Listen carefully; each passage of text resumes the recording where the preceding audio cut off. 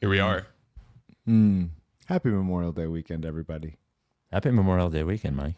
Hope everybody's doing something nice. Yeah.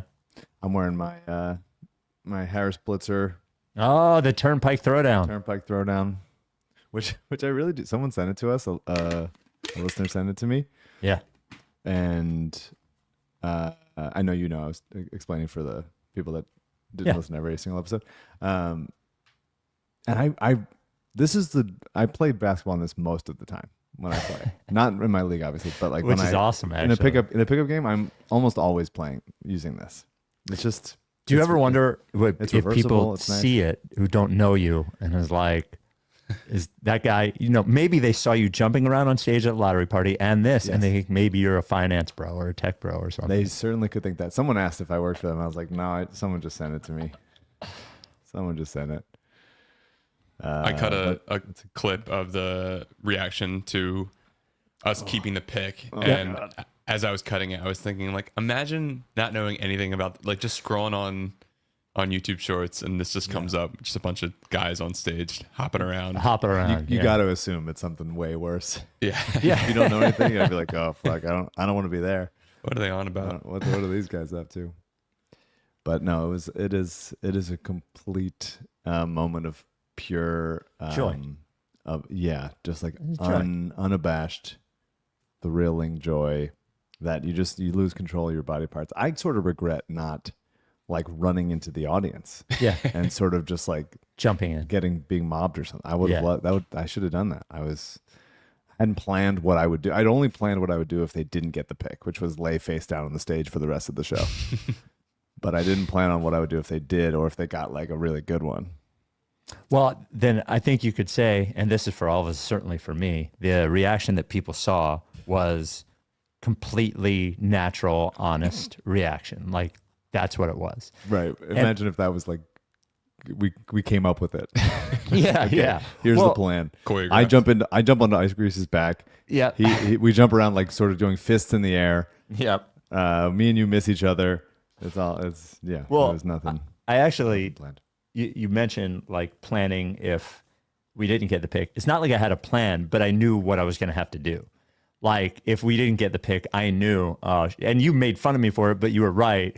It's like, all right, well, I got to make sure this fucking show happens. So I would have just gone into like, get this shit done mode. But instead, everybody was so happy. It was such a happy moment. Yeah. Thank God. Sad, but it is what it is. Thank God. Yeah. All right, let's do it. Rights Ricky Sanchez podcast is presented by Draftkings Sportsbook. Sign up for Draftkings Sportsbook by using promo code RTRS, and brought to you by Kornblau, and Kornblau is now Kornblau Law. Yep, we will get to that. The official law firm of the process. More on that later. Briggs Auction, the official auction of the process, and briggsauction.com. And of course, Surfside Iced Tea and Vodka, the official sponsor of both the Corner 3 newsletter, and if not, Pick will convey as 2 second rounders. You can find out more at drinksurfside.com. On the show today, trade back opportunities, TJ McConnell inching ever closer to the NBA Finals, a moral dilemma we have regarding the Knicks, giving Mike a chance for takesies, backsies on a trade he said no to, and trading up, and 3 guard lineups. Wow, I hope we can get to all this. As we were talking about in the filter in, maybe you didn't hear it, the Lottery Party and Live Ricky 6 video is on YouTube now. It will not be in your podcast feed ever. So if you want to watch it, you can go to the Ricky YouTube channel. Thank you to Mortgage CS for sponsoring that. Leftover Lottery Party merch. We actually got a... somebody, I forget his name, but posted on Instagram and in the Ricky Reddit, he framed the Lottery Party poster, and it looks he did like a really good job. He got some old classic frame that looks really, really good. I think there's only 2 Lottery Party posters left, but there are t-shirts and stuff like that. It is at Shibe Vintage Sports. You can get it. Just go there and search Sanchez, and they all pop up there. Surfside Iced Tea and Vodka this is Memorial Day weekend. I mean, this is the kickoff to Surfside season. If maybe you're at the beach, maybe you're having a barbecue, maybe you're just having some friends over, I can guarantee this. They come over, they see a cooler full of Surfsides. They're fucking thrilled. They're thrilled. Your party just got taken to the next level. The next level by Surfside. Doesn't even matter which flavors you have there. You got to be 21 to drink it. You can get it wherever you get your canned cocktails. But also, you go to drinksurfside.com to order if you can't find it near you. And by the way, congratulations to Tom, who is always in our Twitch chat. So Tom listens to the pod on Cooler, the podcast app that a lot of Ricky people are using now. And it tracks how many podcast episodes in a row you have listened to. And somehow Tom is at 1,000 consecutive. So it looks like he went back and like listened to old pods or something. Somebody else is almost at 100, but Tom is at 1,000. And you're congratulating him. Yes. We need people like Tom. So thank you, Tom. Love Tom. Without any further ado, Amos and the Chef.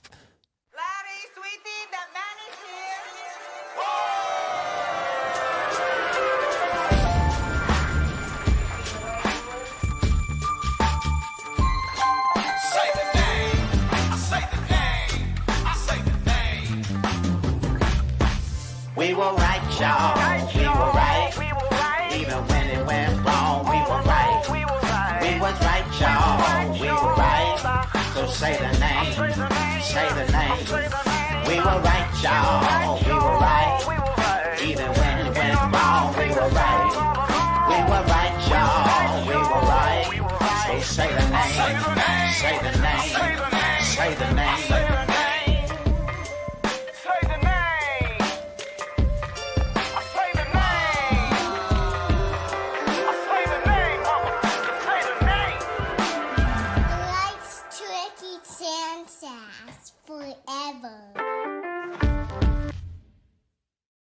Welcome to the Rights Ricky Sanchez podcast. I'm Spike asking along with a guy. Is he a tech bro? Is he a finance bro? We don't know. He's a guy that loves the basketball, bro. He's Mike Levin. Here we are. There you are. Doing a little out of town trip with some friends for Memorial Day weekend. Got my friend's dog Fredo right here on the couch. Oh, hey, Fredo. Me. It's a pillow of a dog. Oh, I can't see. Because like I have the camera in front of the screen, so all I see is ears. Oh, it's not a real dog.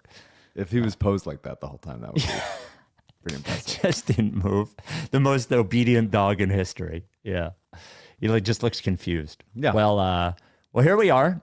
As we are about 1 month. The draft is June 25th, right? So we're almost a month from the draft. We'll get. And remember, it is a 2-day draft, Spike. Let's not forget round one Wednesday, round 2 Thursday. I fucking forgot. You don't have to show up for round 2. I'll do it. I can take it. That can be all me. It's a 6-hour podcast. Well, maybe what we'll do is we'll start with me, you, and somebody else. And like 35 minutes in, when I can't take it anymore, like just you and the draft guy continue on for the rest of the time. That is almost always what ends up happening anyway. Yeah, I'm just there. Like I'm there glassy eyed. I'm just saying I'll turn it off. And Okay, good. Yeah. Okay. Plan. Yeah. Oh, I forgot it was 2 days. Look at them trying to be the NFL. It's charming. Before we get to the draft and the Sixers stuff, the NBA playoffs continue, believe it or not. We found that out this year, even without the Sixers. Pacers up 2-0, Thunder up 2-0, feeling really bad for all of the celebrity Knick fans.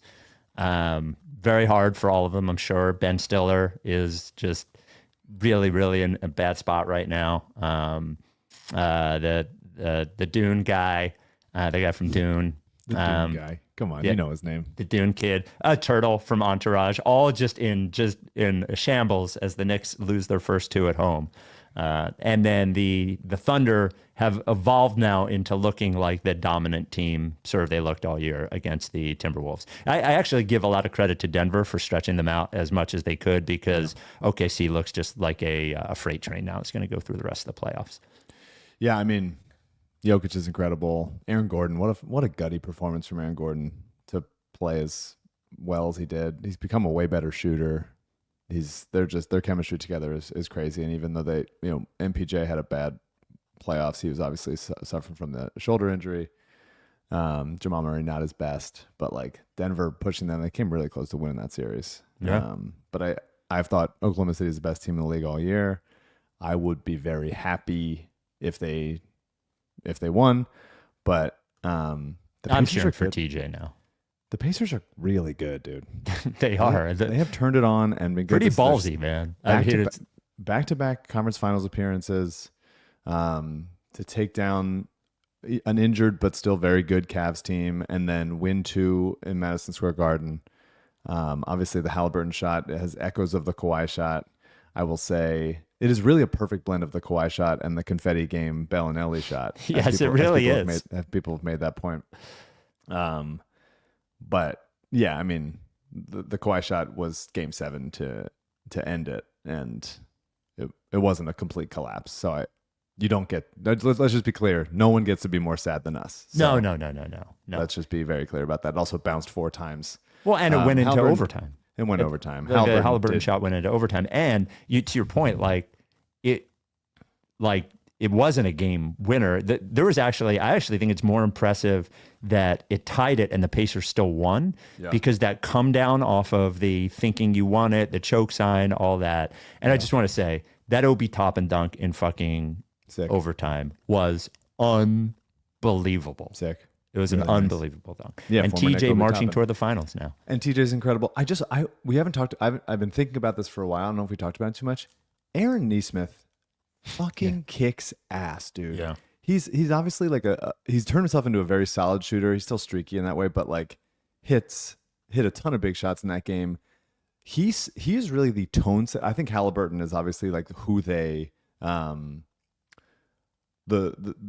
He's the best player. He's their best player. He's the most important player, and he the spirit of the team is within him. But I think as far as who sets the tone defensively, Aaron Nesmith plays his fucking ass off. His motor is unbelievable, and I've loved how much better of a player he's gotten. Obviously, that's 2 mid-first round picks in Gershon Yabusele and Aaron Nesmith that the Celtics have let go of and have succeeded elsewhere.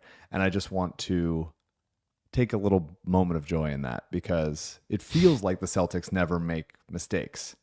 It feels that way. It feels like everything works out for them, but it definitely doesn't.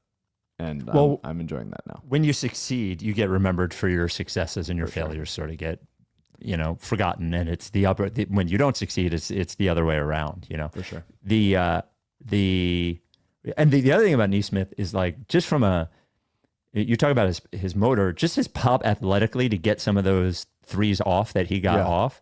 Just Dolphin kicked one. I mean, guys, plays his ass off. I'm just having a great time watching. If you're not watching Aaron Nesmith, you're missing out. That's exactly what I would want a role player to be, which is big, athletic, ferocious, can hit an open shot, can drive in a straight line and fucking attack the basket. That is who they should be surrounding any stars with ever. That's the goal. And he didn't have a good first few years in the league, and it shows that you can still improve in that area, which I like to see. Yeah. So 2 quick things on the playoffs before. Well, actually 3 quick things. We have a voicemail, a thought from me, and then an email. The thought from me. So every time Tyrese Haliburton does something good, the should have traded Ben Simmons thing for him floats to the top. And I actually I couldn't remember, because it floated to the top and I was debating it with somebody else. I was I couldn't remember the specifics of all of it. I just remembered it was muddy. So I went back, and just for clarity, the Sixers could have had Tyrese Haliburton, was reported by Keith Pompey specifically, and everyone else who reported that they could have had Tyrese Haliburton was citing Keith Pompey. The other report was from Mark Stein, who said that Haliburton was not offered. So now clearly Tyrese Haliburton was available for trade. The question is, it is the same summer Haliburton was traded for Sabonis, right, as the summer that Simmons was eventually traded for Harden at the beginning of the season. So the question becomes, I'm sure they spoke. The question becomes what the trade, whether it was actually close and what the Sixers would have had to offer, and whether it was a straight Simmons for Haliburton thing, or I suppose you could assert that they asked for Maxey too at the time, so I don't know. I just know that the source of the rumor was Pompey, and the source of shooting it down was Mark Stein, and that was all I could find. My impression of it is that there weren't conversations and the Sixers said no or the Kings said no. I think it just wasn't really discussed. Right. And that is a failure in its own way. It's not maybe there was some conversation, who knows, low level, whatever, but it never got to a serious place. And to have Ben Simmons and think that Haliburton wouldn't have been a worthwhile, like if Daryl was like laser beamed onto James Harden for that thing, Haliburton was obviously the better long-term play.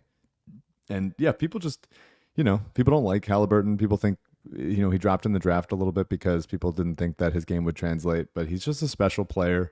I could see if people are annoyed by him. I certainly would be in a playoff series, but I love him, man. He's an incredibly special player, super unique, shot maker, passer, like the kind of player that Trae Young is. They kind of get compared a lot, both because they're pretty slight and pretty annoying and are like pass first point guards pretty much.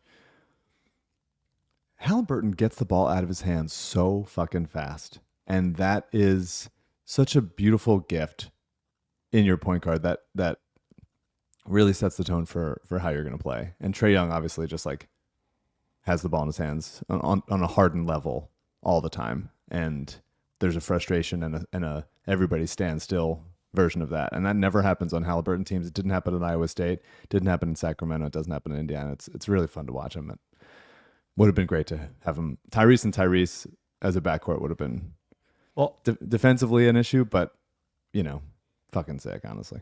Also fair to mention, Haliburton can score, but is not primarily a scorer. They win that game last night. He scored 14 points or something. So the Rights to Ricky Sanchez podcast brought to you by Kornblau Law. Now you remember it as Kornblau and Kornblau. Here is what happened. So I've told the story a bunch of times about Kornblau and Kornblau. It was started by Adam Kornblau, that's our guy, his parents. Kornblau's mom or father passed away, and his mom over the last few years has started an organization called JKPPA as a tribute to Kornblau's dad, and it is a patient advocacy nonprofit. And she has been doing that more and more. You can learn more about them at jkppa.org. And as she focuses more on that, Kornblau takes a larger hand at Kornblau and Kornblau, and now it becomes Kornblau Law. So same Kornblau for us.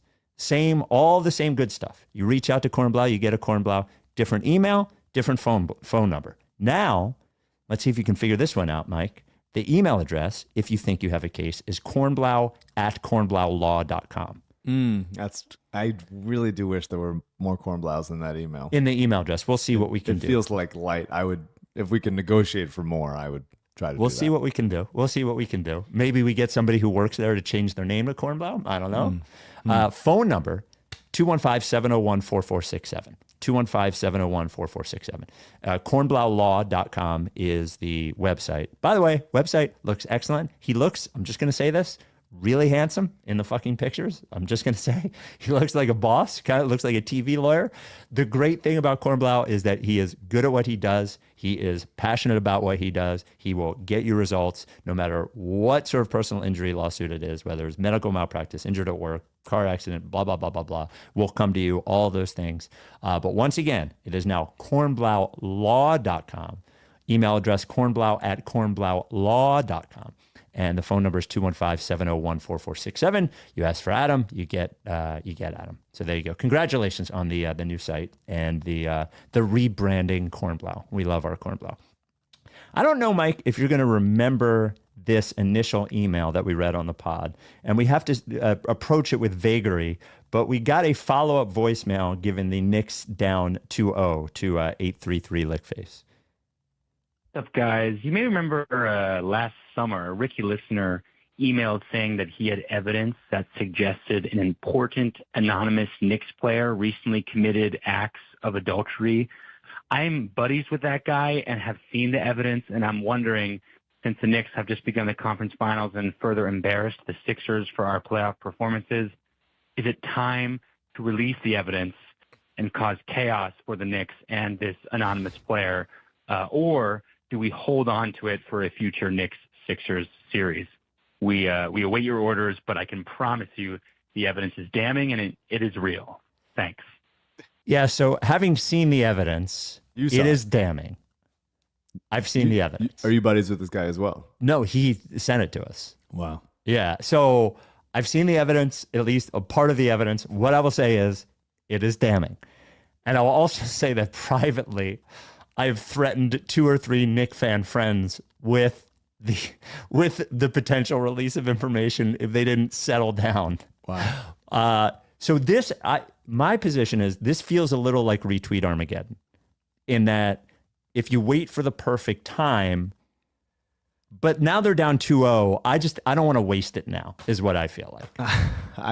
I mostly feel like I don't want to be a part of this. Yes. Also, I feel incredibly dirty about all of it. I like the threat more than the execution. It's certainly fun to threaten. Yes. I've always thought that. Yeah. In all aspects of life. Yeah. But no, I don't. It feels a little bit like we're being the D'Angelo Russell to the Nick Young situation. Yes. I don't know. I don't want to wade into those waters and like hurt somebody, whoever it is. Yes. Because of whatever evidence which I haven't seen. And yes. And it's damning. Yeah, I believe it. I'm not saying it's not damning.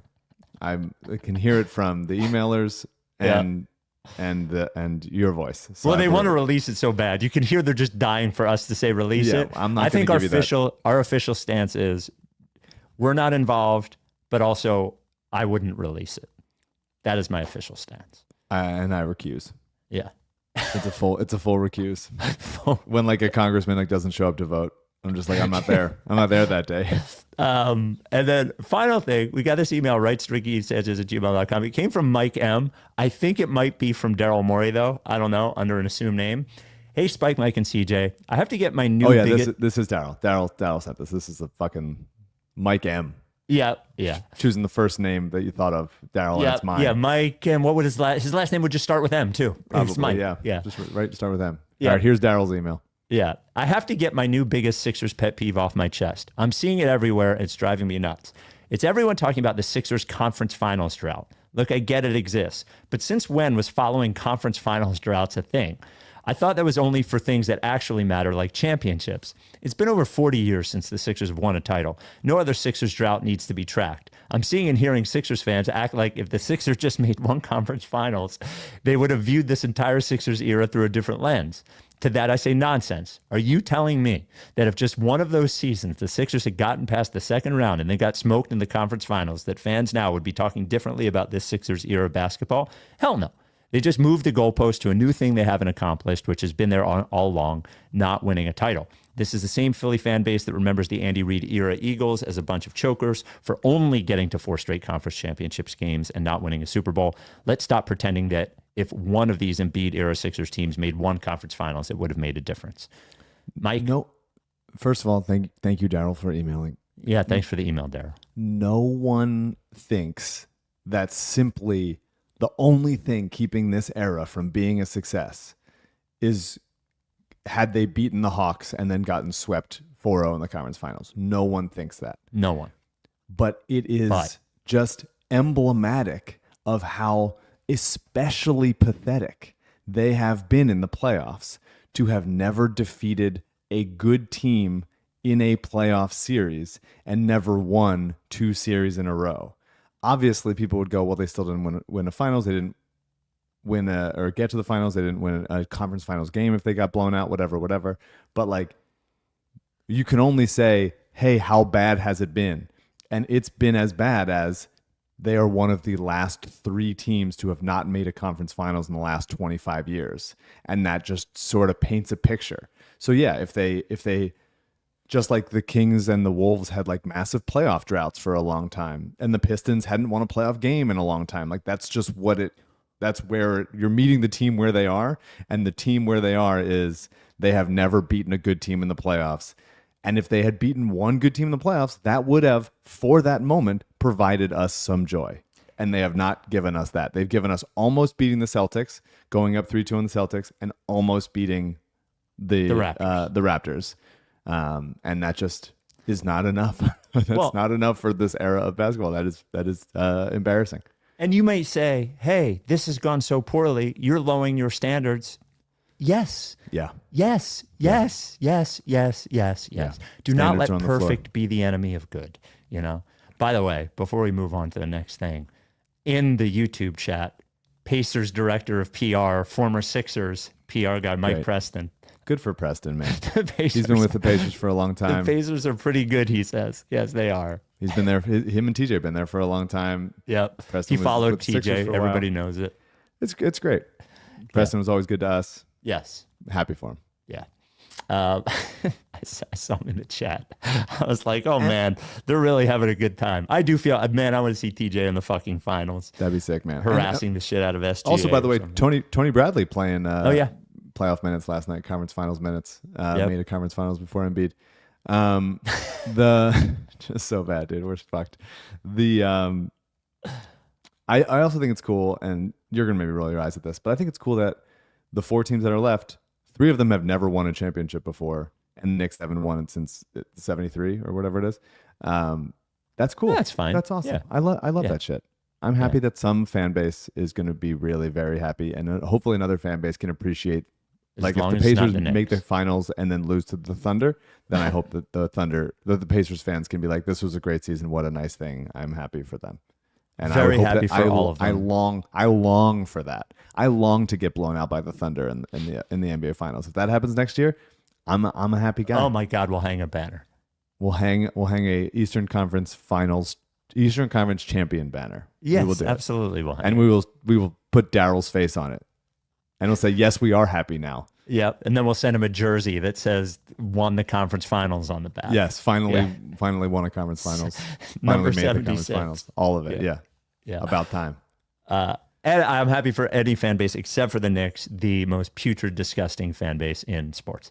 I just want to make sure. I want to circle back on this for a second. You said on the last pod you would not trade Paul George and number 3 for Jaylen Brown. Yeah. That you would rather trade back, which would give you Tari Eason, number 10, and Paul George.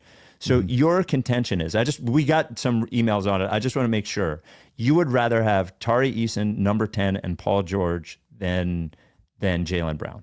Yeah, I received a decent amount of shit for this. Yeah. And so I looked inward. This is why I'm just re-asking. That's fine. Yeah. And I feel the same way. Yeah, I wouldn't do that. I wouldn't trade I don't think Jaylen Brown is like the perfect asset. He signed to a massive contract. Yeah. He was the best player in the finals 2 years ago or 1 year ago. Yes, but I think that's partly because he's not the best player on his team. You know, like he can play because he's not. Like I don't think if you removed Jason Tatum from that team, they would go, "Oh yeah, we just won the finals because Jaylen Brown was playing the best." Yep. I don't dislike Jaylen Brown that much. I just don't think he is materially that much better than Paul George at this point, and certainly not that much, not better enough to trade completely out of a high lottery pick. Okay. I guess my thing is there's this thing we do, and I don't necessarily disagree, like on some level, like the difference between the 3 pick and the 10 pick, not that big a difference from a talent perspective in this draft. However, it is it's an enormous difference in the choices you have with the pick. Yeah. So like if we say, and I know you're not saying that Ace Bailey and whoever you get at 10 are probably same talent, but close enough or whatever. If we say that there's 8 players or 7 players in the same general talent range, having your choice of 7 of them is a lot better than having your choice of whichever one is left. No, I agree with that. Sure.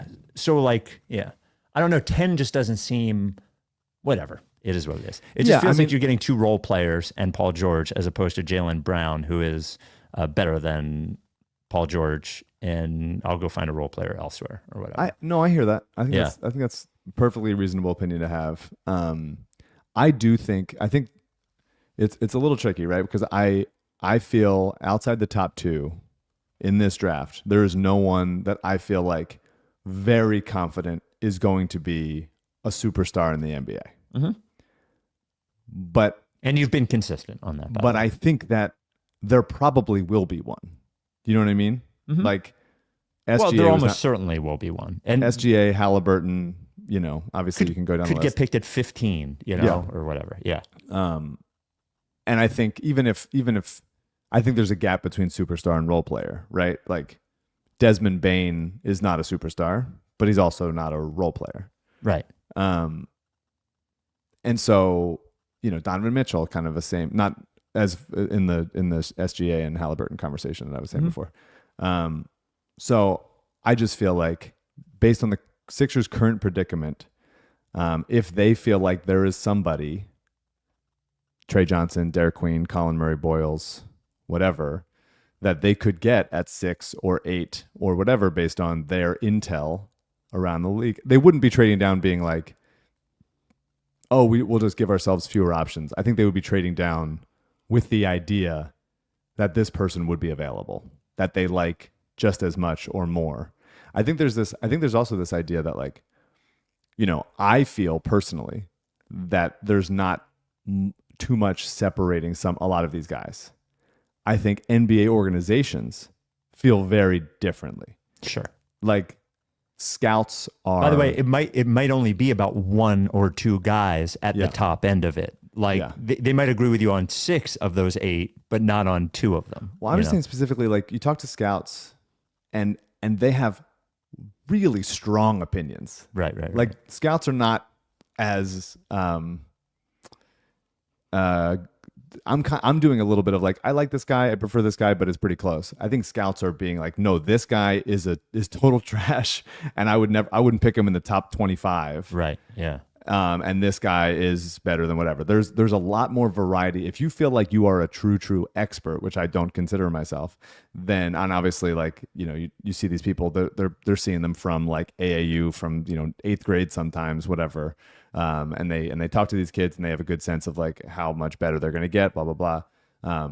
People feel very strongly about them. So, but I don't feel that way. And so I look at this draft class and go, like, if you feel like there's other guys that you like more, and that have as good or better of a chance of being, the best player in the draft or the best player outside of the top 2, then I do think trading down, paying them less, and picking up another player that is, I understand the salary isn't a minor thing, by the way, is not a minor thing, because it could allow you to more likely keep Grimes and Yabusele if you pick 9 rather than 3. Yeah. So to me, it's like, if you can go from 3 to 8, let's say, then you can sign Grimes and Yabusele for that. That is not just, and getting, Herb Jones, let's say it's 7. Yeah. That is not just picking up Herb Jones. That is also being able to keep Yabusele. So that's like several not role players in the sense of like Shake Milton was a role player, but like high end starter or like first or second reserve. Like, that matters. Like that does matter. And I think the Sixers are in an interesting predicament because of how open the East is, how they hope Embiid and Paul George will still be the guys that they thought they were going to be coming into this season. So they have to at least nod to the fact that they could, if everything goes right, win the East next year, but also realize that they won 24 games and they have to build for the future. So they are like kind of naturally straddling 2 timelines, where they have to accomplish something that achieves both. The Rights to Ricky Sanchez podcast, presented by Draftkings Sportsbook, an official sports betting partner of the NBA. Before we get to the NBA, Mike, the Phils are scorching. It helps to play the bad teams. Well, everybody gets to play the bad teams. You got to beat the bad teams. Yeah. You got to do it. The Phils are plus 900 to win the World Series. I want to see their over-under for wins here. Do they have that? Team to record... the Phils, I can't believe it. The Phils are minus 500 to win 90 games, which is pretty good. And now I want to see, where do you think our boy Jesus Luzardo is Cy Young? He is, Wheeler is plus 300, who hasn't allowed a run in 4 starts, I think. Pretty good. And Jesus Luzardo is 6th in the National League at plus 1,500 to win. By the way, Chris Sanchez is 10th at plus 3,000. So Phils have 3 in the top 10 in DraftKings in futures odds to win the Cy Young. Helps your bullpen when your starters are as good as they are. It sure does. It sure does. Now, NBA playoffs. Look, you don't have any rooting interest except for either Pride or DraftKings. So have a little fun. Don't sweat it. Doesn't fucking matter. Player props, you can bet, how many points fucking TJ is going to score. Maybe a same game parlay with TJ and a Pacers win, something like that. Live betting, regular bets, whatever it is. If you're new to DraftKings, you bet $5. If your bet hits, you cash in with $300 in bonus bets. Download the DraftKings Sportsbook app now. Use code RTRS. That is code RTRS for new customers to get $300 in bonus bets if your bet wins when you bet just $5. Only at DraftKings. The crown is yours. Gambling problem? Call 1-800-GAMBLER. Got to be 21. See show notes for details. We got this question from Scott. Writes rickysanchez@gmail.com. With the draft prospects, seemingly it comes down to ace versus, quote, one of the top guards. There's been discussions on fit. If we choose guard, that would give us an abundance of young guard talent. My question is a 3-guard lineup of VJ or Trey, Tyrese, Jared for 20 minutes per game really untenable, or is it just something we haven't seen enough in the modern NBA to judge? Here's an example of unconventional 3-guard rotations working statistically. Give some examples of the Hornets, the Thunder, the Clippers in the late teens with Pat Beverly, Lou Williams, Shai Gilgeous-Alexander. These, by the way, notably, none of these are really good teams, actually. No, not really. I think there's two things here. I think there's 3-guard lineups, but then there's 3-guard lineups when 2 of them are small. Yeah. And then if you're talking about Trey Johnson, he's not small height-wise, but he is certainly slight. Yes. So I think it's tenable for spurts. But like I just don't think when the first 2 you're starting with are McCain and Maxey, I think it makes it particularly tough.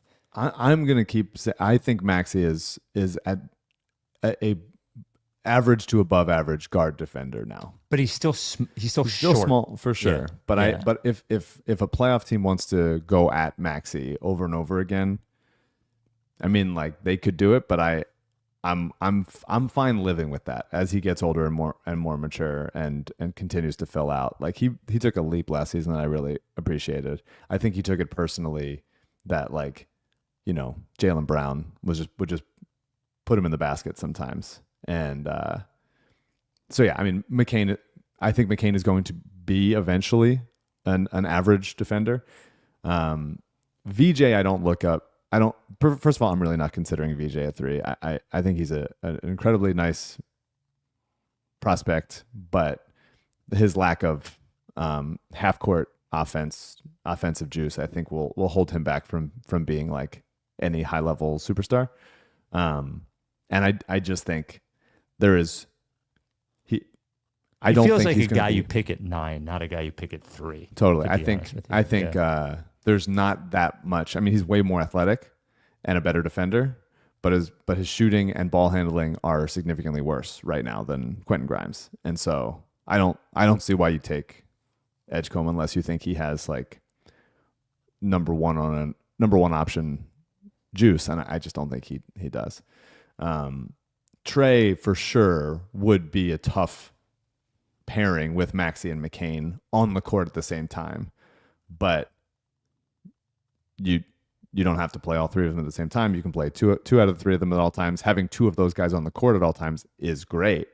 And I do have a higher hope for Trey to become a better defensive player than he showed at Texas. He definitely needs to fill out. Though. Yeah, eventually, for sure. Yeah. But I think that's a cool thing about Trey for me. I've said this before, but like I'm always, I find it so interesting, like superstar or let's say star arcs, where like you start as a role player. This happened with Paul George. This happened with SGA. I'm trying to think of other like guys that had to be. I mean, Kawhi, the kinds of player where you're like, all right, I just do this thing and that's how I get minutes, and then I get better and better, and then I become okay. Now I'm the focal point of the offense, and then I'm that for 8 to 10 years or whatever, and then as I age, I go, okay, how can I still? You sort of go back to being a role player once you're after your full star has done. Obviously, not everybody can do that. Iverson, Westbrook, whatever. But like, it's so interesting going from I'm trying to establish myself at the beginning and I'm impacting the game how I can, to now the game revolves around me. This is how good I am. Everything the defense has to account for me. I'm the number one option. To then, okay, I'm 33 to 36, whatever.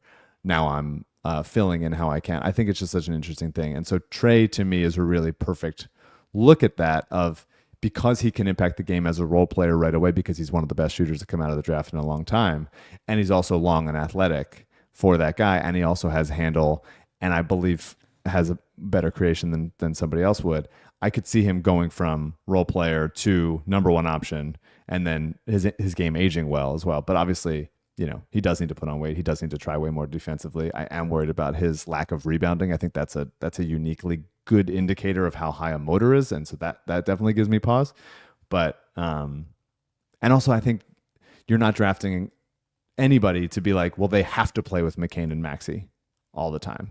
You see how it looks for a year or two, and then you can move off of one of those guys and trade someone at the height of their value, or see what the fit is and that kind of thing. But I wouldn't trade any of them right away. I think that's where you get into trouble, just assuming it's not going to work. But if they're patient and then they look around, they could still be like, okay, now we need to move, let's say, McCain for somebody that's more of a 4 or something like that fits whoever more. But I wouldn't do that hastily. I would wait for more information. So before we get to the trade down stuff, I feel like we discussed this at least for a second. We get this email from Jim, writes to rickysanchez@gmail.com. Hi, Spike, Mike, and Daryl, aka Mike M. What are your thoughts on a potential trade McCain and the 3rd overall pick to the Spurs in exchange for the 2nd overall pick? For the Spurs, if they were to draft Harper with the 2nd pick, I wonder about the fit with Castle and Fox. Last season, Fox shot 31% from 3. Castle shot 28.5%. Seems challenging to start 3 guards who aren't strong shooters, especially considering the other rotational players like Sohan, Keldon Johnson, also not known for their shooting. Mm-hmm. Even Wembanyama is only an average shooter at 35% from 3 last year. McCain, on the other hand, would immediately provide much-needed shooting and spacing, having shot 38.5% from 3 as a rookie. Yada, yada, yada, yada, yada, yada, yada, yada, yada. Now you're pretty high on Dylan Harper. What do you think about that? Yeah, I mean, let's talk about the Spurs for a second. Like, I don't fully understand what they're doing.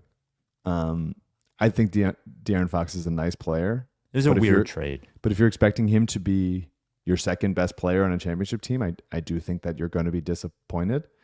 I don't know why they are so intent on drafting or like accruing poor to mediocre shooters around Wembanyama. Do you think, by the way, really, do you think De'Aaron Fox is better than Maxey, or do you think Maxey is better than De'Aaron Fox? If Maxey's height on offense, Maxey's peak on offense and Maxey's peak on defense, I think is better than De'Aaron Fox. Okay. All right. Continue. And more malleable because of the he's a better shooter. Right. Okay. But I think De'Aaron Fox is also like probably he's a better passer, distributor. He's a really nice player. It's probably comparable. I wouldn't quibble with somebody who said Fox was better. But it's the fact that he isn't an elite shooter, isn't a high level, whereas Maxey is. I think makes it more likely that Maxey could fit with anybody. Okay. Especially a guy like Wembanyama, who has a little more creation ability or something. I mean, with the Spurs in 17 games, last season he shot 31% from 3. With the Spurs, he shot 27% from 3.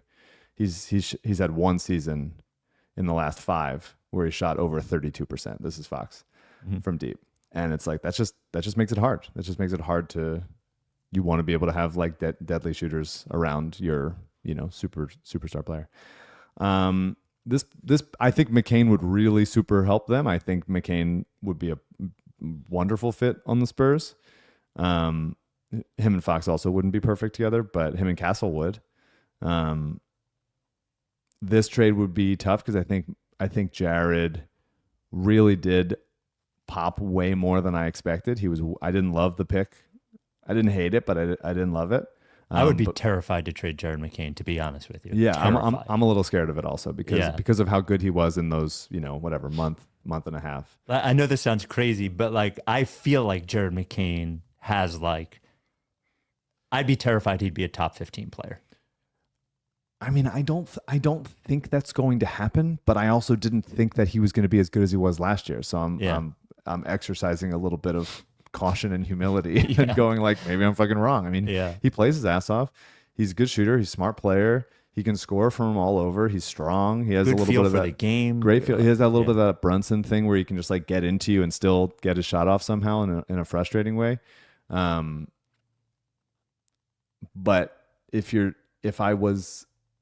I've always said that I was, the saying scared money don't make money. Yep. I'm always scared money. Yep.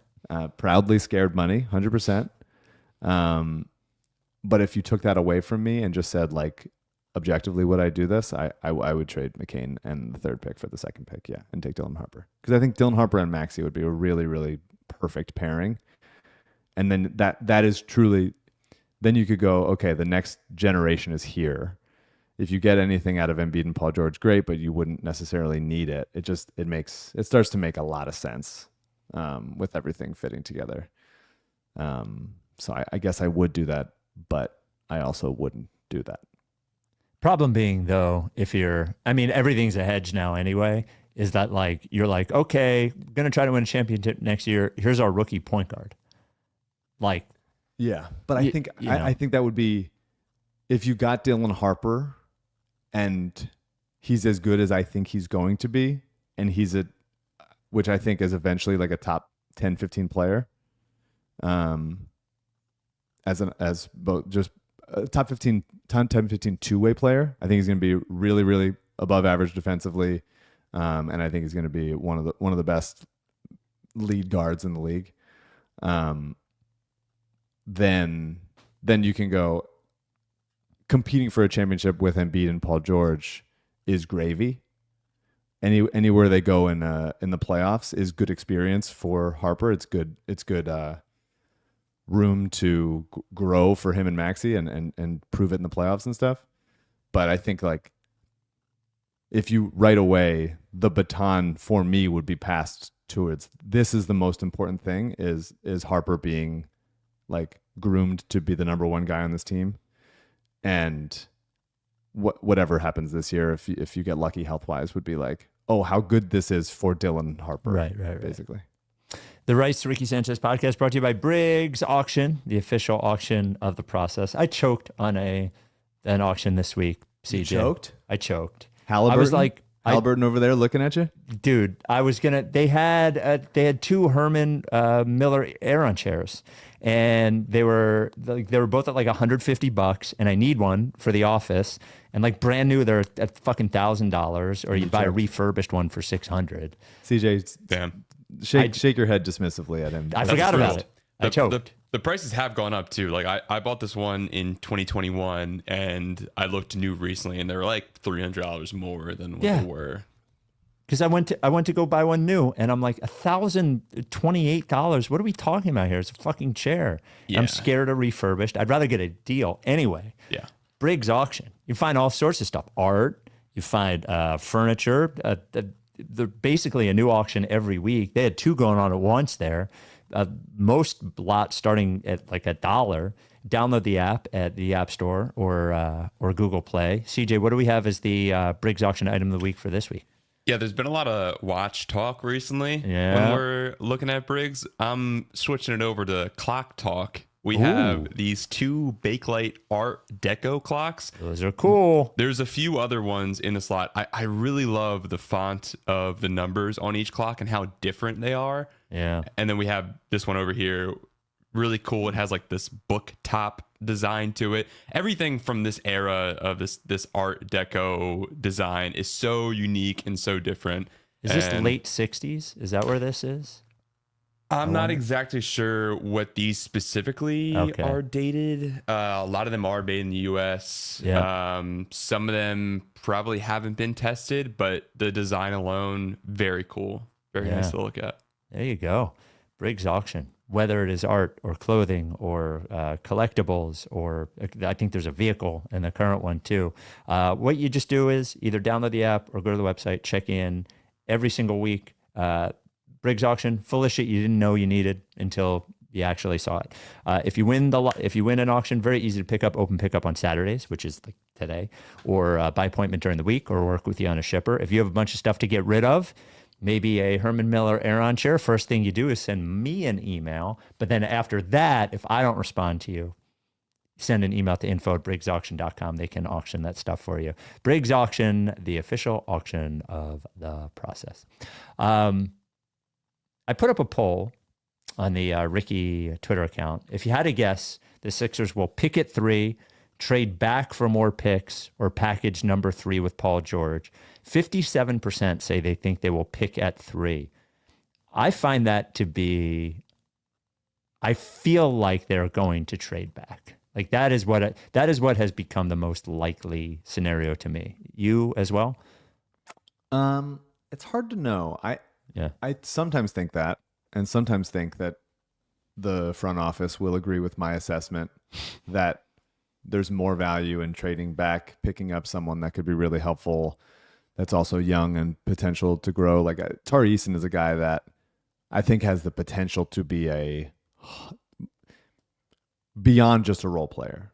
Like, so the Desmond Bain level player or lower than I mean, like OG Anunoby is a role player, but he is a max salary role player. Very high level, highly paid and highly useful. Like it's more than your 8th guy. I'm not saying Tari is going to be that, I think, but he has the potential to get be on that path, let's say. But I also think Daryl's never picked this high before, and he knows the value of just getting the fucking guy you want, and how bad of the season that they had to end up with just a couple.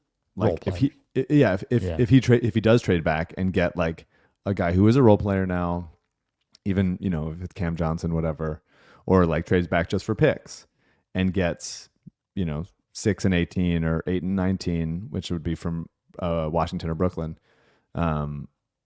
then that's still like, okay, yeah, a couple role players, couple more guys on rookie deals, maybe one of them pops, whatever. But if he thinks the highest potential to draft a superstar, which would then completely save this and the next era of Sixers basketball, is to just stick there and pick the guy he wants, I think he could just do that and just be like, I never even considered trading down for someone with less superstar potential. So I kind of go back and forth. Especially to go to that point, a guy who has been Mr. Star guy, to be like, nah, don't give me the better chance of the star guy. Give me, the 6th and 4th best player on a championship team. It doesn't seem very Daryl. It doesn't, but it would only be like if he doesn't think that there's a material difference in star potential between some of those guys and where they're projected. And that's the thing, is like, it'd be interesting to have like someone who did do wheeling and dealing in the front office to talk about, like, how do you really know who other teams are picking? How do you really trust? Right. Like it's so much as you talk to people, like that's what like John Gavoni hears and Chris Mannix or whoever you want to say. How do you how can you Mike tell M. what's Mike M? Do you Mike want to come M? on Please let us know how you know. But like it's really hard to treat that with serious. If you trade down and you go, as an example, Trey Johnson's going to be there, and then he goes 5, then you're like, well, I wouldn't have done that trade then. I mean, you could definitely like wait. You could pick, whoever, Ace Bailey at 3, knowing that if somebody else is going to be available at 6, you make that trade. Yeah. That's what happened with the Mikal Bridges trade, sadly, was we did draft Mikal Bridges at 10, and then once 18 came around and Zaire was there, they pulled the trigger on that trade, which sucks. I do want to mention also our friend Sixers Adam, formerly of the Ricky, had a really good article that explored. That kid pumps out so much content. He cannot stop. I love it. I respect it. He had a really good article exploring previous trade downs or trades involving the number 3 pick or around the number 3 pick to show what previous value has been returned for that pick. Like when there is a trade down or something. So it's really useful. I think he had like 4 or 5 trades over the last like 15, 20 years. The Luka Trae Young trade is an example of that. And some of those are like pick up a protected future first. Some of them are pick up another pick in this first round later on. Like a couple of role players. It's along the lines of the kinds of thing we're thinking about. I recommend you look at Sixers Adams' piece on Philly Voice. So of the teams like 4 through 12, you just mentioned Washington. Who was the other team you mentioned who had another pick? Brooklyn, Washington. Right. Anybody else in that top 12 have anything that you're particularly interested in? Like, so Washington has an extra pick. They've also got, Marcus Smart is cooked and Chris Middleton's probably cooked. Yeah. The Jazz at 5, John Collins, not really interested. I can't imagine they would trade Lauri Markkanen with 5 for Paul George and 3. That doesn't make any sense to me. Probably not. What's that? Probably not. Yeah, like what? Unless you have a third team for Paul George, it just doesn't seem to make much sense to me. You mentioned the Pelicans. Herb Jones is there. Bruce Brown's still there. I haven't paid any attention to Bruce Brown over the last couple of years. Is he still good, or is he or was it just like that 1 year that Bruce Brown was good? He's expiring. Yeah, he's 20 million. Yeah. No, he's expired. Oh, he's expired. I'm sorry. Yeah. I was looking at the wrong thing then. He's free agent. Okay, yeah. Cool. Nets. Bruce Brown has kind of gone the way a little bit. He's helpful in Denver. In the right situation, he'd be a helpful role player. In the wrong situation, he's not enough to make your team good. We mentioned Brooklyn. We know about Cam Johnson. Anything on the Raptors interest you? I couldn't find anything that I found particularly interesting. I'm intrigued. Well, this would be a bigger trade, but I don't know what Toronto is doing. Well, I don't think they know what they're doing. It's so weird to just go and get, RJ Barrett, big contract, Brandon Ingram, sign him to a big contract. Manuel Quickly, big contract. Quickly, he at least fits, but like Barrett, Ingram, Scotty Barnes is just very bizarre to me. Yeah. That doesn't I don't know what they're doing there, and especially Jakob Poeltl, who's a really good player, but not a spacing 5 for a couple other guys that also don't shoot. So I'm not sure, but I would love Jakob Poeltl on the Sixers. This would be in a world where you go like, okay, Embiid insurance, that is beyond good Embiid insurance. He's signed to a reasonable contract for another 2 years, I believe. Or you do a bigger deal where if Toronto falls in love with somebody, then it's Paul George and 3 for Scotty Barnes and 9. Scotty Barnes and stuff and 9. They seem to have in the past valued Scotty Barnes at an absurd high level. 100%, but they've been in the wilderness for a while. I don't know what their plan is. They let Anunoby and Siakam go. Both of those guys are succeeding. They let them go for almost nothing. Both of those guys are having really nice playoffs, obviously, against each other. So I don't know what they're doing. I don't know what they want. I don't know if Masai's going to stay there. But if this is kind of what I said and have been saying since the lottery party, was somebody is going to fall in love with someone at 3 and think that is the guy to build around. And if you fall in love with them, Daryl, Elton, then you just pick that guy for sure. But if they don't, then you just take advantage of them and stuff. And so I'm sure those kinds of conversations are happening, but I'm not trading Paul George and 3 would I trade it for Scotty Barnes? Probably not. I would want 9 back. Maybe you'd have to make some other stuff work, but I don't really get the Scotty Barnes thing, to be honest with you. He'd be I think he's like the best version of Ben when he was here, like when he was playing well. Scotty has some of that, and he's also like a way better shooter and a way more versatile offensive player, whereas Ben kind of, even when he was bad, only did, the drive and kick thing. Yeah. And the fast break thing. But I think he would be the kind of perfect fit with Maxey and McCain. But if a Raptors fan hears this and goes like, absolutely would not trade Scotty Barnes for the 3rd pick, like they're probably right. It's just a matter of like some organization is probably falling in love with someone and wants to reorient their team around. Maybe it's Ace Bailey. Maybe it's one of those other guys. You mentioned Tari Eason with the Rockets. You don't think they'd be ready to give up on Reed Shepherd, do you? No. Okay. And then Portland, I can't imagine they want to trade Denny Avdia to move up. They might. That would be a world where the Sixers probably wouldn't re-sign Yabusele. You're right. Yeah. But an easier trade for me is Toumani Camara, who just landed at second team all defense. And he's a really attention to him. Really, really good player. I mean, definitely role player. But yeah. So for me, that would be like 3, 4 Kamara, 11, and like another pick, like a future first or something like that. Because 11 is a little bit outside the range of somebody that. But if you love somebody, if you think Colin Murray Boyles is the guy, that's just going to be, finally the next iteration of Draymond, then you do that. That's if you feel like you got it, then you got it. Outside of that, I don't know that there's anybody on Chicago. Like if you really hate everybody, then you could do like Ayo Dosunmu in 12 and a future first. But I can't imagine Darryl doing that. No, that feels like a punt kind of trade. Yeah. I don't think he. Yeah. All right. Well, there it is. There's the podcast. There it is. You think we stop on Memorial Day? We memorialize the Sixers, who have been dead for years. And we along with them, by the way. Yeah. Oh, man, I've never been alive. Yep. We will talk to you later in the week. We are a month from the draft. I'm kind of craving some more rumors, by the way. Like, it feels like it's everybody's. There's not enough rumors for me. I need more rumors. I make the rumors up myself. Yeah. And so it's like you're gonna speak this Tari Eason rumor into reality. Also, I do also think Jabari Smith would be a possibility. I don't think he's like something like crazy special, but I think he would be a really helpful if that's so. That's also like if you get too high.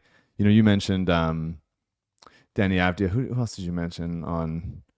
What was the other team that you mentioned? Yeah. Like anybody on Washington, Chris Middleton, Marcus Smart, whatever. Right. You're having to trade. The thing to think about is like you're having to trade Oubre in that trade. Yeah.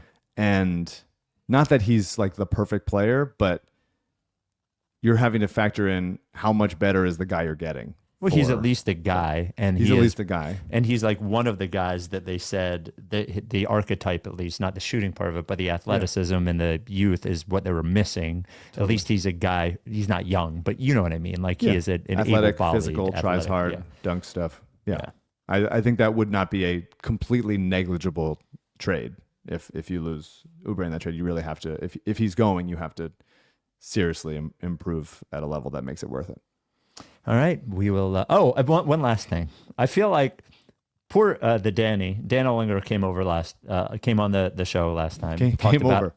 It was on the show. Talked about Derek Queen, and like the Danny's not used to, I don't think, like being like challenged live on YouTube on his opinions, and I felt like I pushed him off his Derek Queen thing a little bit, and I didn't mean to. It's just like he really loves the guy, and I was like, psh, you sure? And he was like, so I just, I didn't mean to corner the Danny, if that's what I did. That's not what I tried to do. I think if the Sixers traded down and got Derek Queen, we would love it. We would have he would be such a player, the kind of player that we've never had, who can do so many things on the court, and make your offense go, and also get you a bucket himself. Hit a game winner in the tournament, a buzzer beater against Colorado State, which was a sick game. I would not take him at 3. Yeah, I would not take him at 3. But if you think this guy has like hub of an offense upside, and in a situation with better shooting and stuff, that he could be the guy, like 100% would trade down to 6 to 10 for him. Like that would be sick. We will talk to you next time. Enjoy your weekend. These are the rumors. What's that? Doing it. These are the rumors. There they are. We start the rumors. Are you down with TTP? Yeah. Like